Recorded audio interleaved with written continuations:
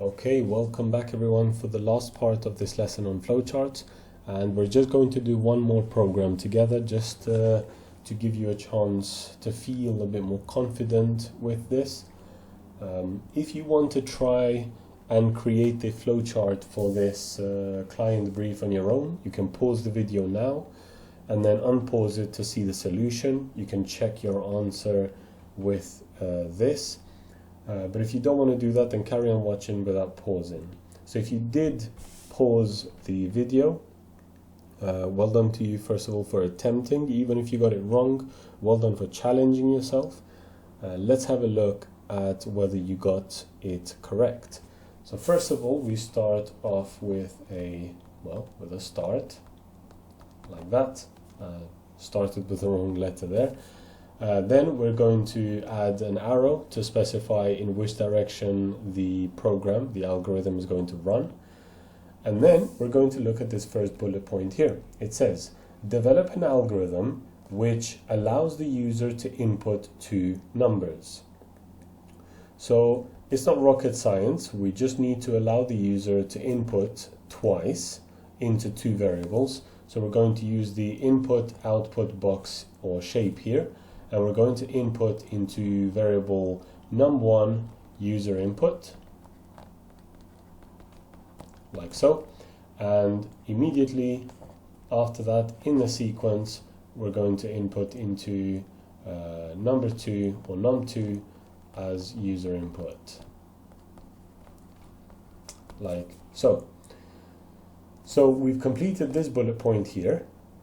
When we start the algorithm, the user is given the opportunity to input a number into variable num1, and then immediately after that, in a sequence, they are allowed to put a number into num2. Now let's have a look at this second bullet point here.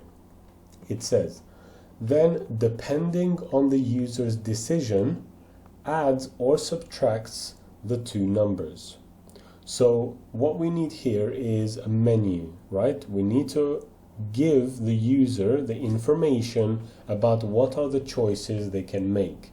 So for this, we're going to use our input-output box here. We're going to say output. And just to make this short, you can, obviously when you write this in your chosen language, you can make the menu much more detail, but I'm going to make it very short here. We're going to say enter 1 for adding and 2 for subtracting, like so. Alright, I'm always running out of space, so apologies for the messiness here. Alright, so now that we've allowed or we've given the information to the user on what they can choose, now we need to take this information from the user. So now the user needs to make the decision. So that's user input. They need to input their decision into the algorithm.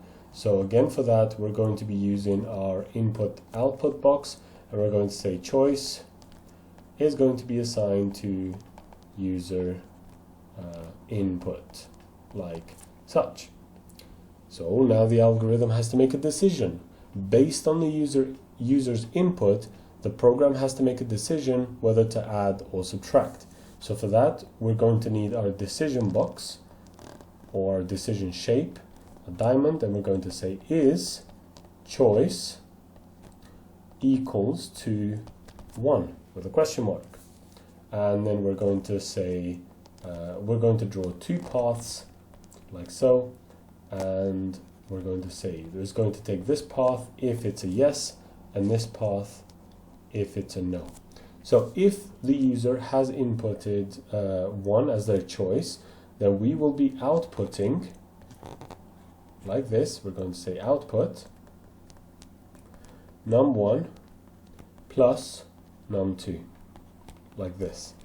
And then we're going to stop the program. So the program should terminate, should come to an end. But if they did not enter 1, then we need to check whether choice is equals to 2, right? So if they didn't enter 1, we need to check if they entered 2.